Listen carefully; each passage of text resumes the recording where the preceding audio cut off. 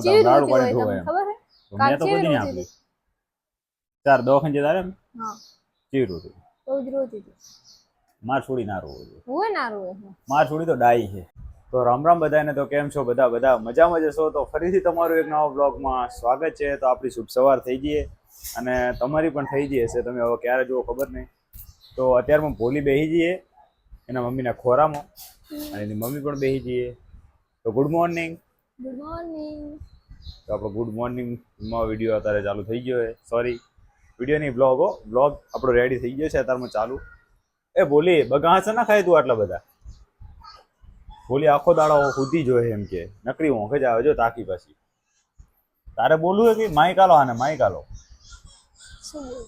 શું બોલીશ તું હે હોંફનું કર એ મમ્મી જેવું એ નામ ભોલી છે શું નામ એની મમ્મીને ભોલી નામ નહીં ગમતું એટલે કૃપાલી જ કહે છે ઓ ચિરાગજી અમો તાર મજો નંગા ફરે બાબુ મોરના મોજા જાઈ ગયા બોરના મુજે જઈ ગયા હે જાઈ ગયા બોલી એને હવારમાં તો મજા આવે પણ કાલ તો એવો સીન થઈ ગયો ને કે કાલ એનો પાવડર પતી ગયો અને દવા પતી ગઈ અચાનક તો અમારે તાત્કાલિક જવું પડ્યું જેવો વરસાદ હતો તો પણ અમે ગાડી લઈને એને દવા લેવા ગયા અને માંડ કરીને દવા લાવ્યા એ છે રાધનપુર કારણ કે એની દવા રાધનપુર સિવાય ક્યાંય મળતી નહીં પણ ના મળ્યું તો અમારે તો ઉપાધિ ના થતો પોટલા ઊંચા કાં લેવા જાવ રાધનપુર તો મળી જ રહે ને અહીંયા ખલાસ થઈ ગયો તો શું કરો તમે ના ખલાસ થઈ જાય એવડું મોટું દવાખાનું તો ખલાસ થઈ જાય તો અમારે તો ગોતવાનું ને જાણતા એટલે ભોલી તારે કઈ કેવું હોય હે ભોલી હાય હેલો એમ કહી દે તો અમારી ભોલી મોટી થઈ રહી ને હવે વ્લોગ બનાવશે પછી હાલ નહીં બનાવે તો હવે બબુની મમ્મી રમશે ને હવે આપણે જઈએ નોકરી અને કે ખાસું શું તો હવે નોકરી જવાની તૈયારી કરીએ અને ભોલી હવે તું તારી મમ્મીને કે શાંતિથી રહી જો અને રોવો આવજી તારી મમ્મીને તું બી રોવો તો કામ કોણ કરશે તારે કામ કરવાનું રાખવાનું એને બધું ના થાય ને રોજ છે કામ કરવાનું આ તો ખાવાનું નહીં બનાવ રોવો તો ના રે હવે બબુડી રોવો તો આપણે ખાવાય નહીં પારવાનું આજે તો ના જ પારો ને ચમ માર છોડીને તો એડજસ્ટ કરવાનું ને એમ ના એડજસ્ટ થાય ને હવે મને લાગે મારે મોબાઈલ થઈ જશે એટલે હું હવે જતો નોકરી હવે બોલી હવે મમ્મીને બહુ હેરાન ના કરતી હોય અને ખાવાનું નહીં બનાવે તો નોકરીએ જઈને ઘરે આવ્યા અને ઘરે આવીને મગનું શાક ખાઈ લીધું હોય અને મગનું શાક મોટું એ બનાવી તો આજ તો મસ્ત હતું હમણાં બધા મસ્ત જ બનાવે એવું કંઈ નહીં અને કૃપાલીને ઘોડિયામાં હુવારી હાલ જ અત્યાર સુધી રમતી હતી એટલે રમે જ છે રીશું હોય તો મારી હજુ વિજાહેરી એની માં આગળ બેઠી છે અને એક મહિનો કમ્પ્લીટ થઈ ગયો તો તમે બ્લોગ જોયો હશે અને ના જોયો હોય તો જોઈ લેજો આપણી ચેનલ પર નાખેલો છે અને કહેવામાં એવું હોય કે કૃપાલીમાં એક મહિનામાં કેટલો બદલાવ આવ્યો ત્યાંને પૂછવાનું મારે બરોબર એક મહિનામાં કૃપાલીમાં કેટલો બદલાવ આવ્યો મન તો નહીં બદલાવ લાગતો હે મન તો નહીં લાગતો બદલાવ આવ્યો જો એના ફેસ ઉપર આવ્યો હોય પછી એના શું કહેવાય શરીર ઉપર આવ્યો હોય મને તો લાગે છો તને કંઈ ખબર ના હોય તો કારણ કે મને ચારે ખબર પડે હું હાજ હવારીને કોક ટાઈમ જોઉં અને તું આખો દાડો આમ શું કહેવાય હંગત કહે ને એટલે તને ના ખબર પડે હું હમો થયો તને ના ખબર પડે પણ વિડીયો જોતા ખબર પડે કે હમો થયા ખબર પડે એવું તને ના ખબર પડે એટલે તને નહીં ખબર પડી વસ્તુની બરોબર મોઢા ઉપરથી તો લાગે છે મોઢા ઉપરથી લાગે છે એટલે મારે આજ કેવું પડે ના મને તો લાગે બદલી ગઈ એક મહિનામાં તો કેટલી બદલી ગઈ અને બીજા મહિનામાં તો શિકાર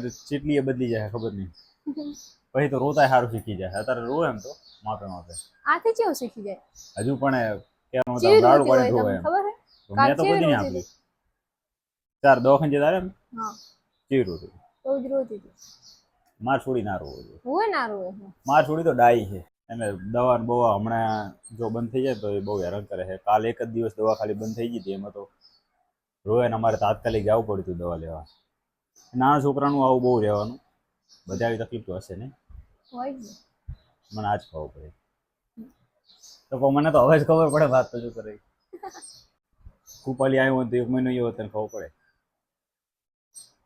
એ બને જ નહીં ના બને એ માં વગર થોડી રહીએ કે અમારી વખતે ના રહીએ કે એમ અને આપણે માં જેવું રાખીને આવી ગઈએ ને બાપની રીતે રાખીએ કે માની રીતે રાખીએ કે વસ્તુ હે ને એવું બધું. ઘરે આવે ત્યારે ખબર પડી કે કૃપાલીની તબિયત તો આજે થોડીક બગડી ગઈ છે, એટલે કે કૃપાલીને થઈ ગઈ છે આજે એસિડિટી.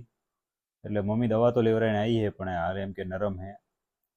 ખબર નહીં, હવે જલ્દી ઠીક થઈ જાય તો સારું, કારણ કે તબિયત નરમ હોય એટલે આપણાને ચિંતા એવી ને એવી બની રહે.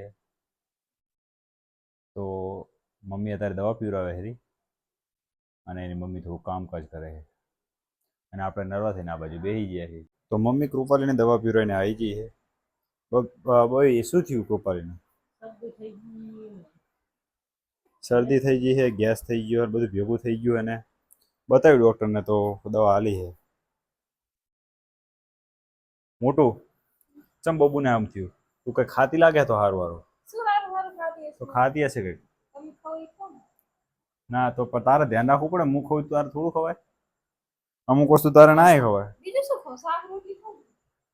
હા ભરતી નહીં પણ મારું તો આપણાને હવે ચિંતા થોડીક પહેરી ગઈ છે, કારણ કે બબુડી પહેલી વખત આવી બીમાર. કહેવાનું બીમાર નહીં, પણ એમ કે ને આવું થઈ જાય એટલે મજા ના આવે. તો જો પોલી હોઈ ગઈ છે આરામથી, હાલ તો હોતી એટલે કોઈ ચિંતા નહીં. દવા પીવડાવી એવી દાદીએ એ સાસુ ચર્ચા જ કરો. માં છોડીને પાસે ધ્યાન રાખજો બે.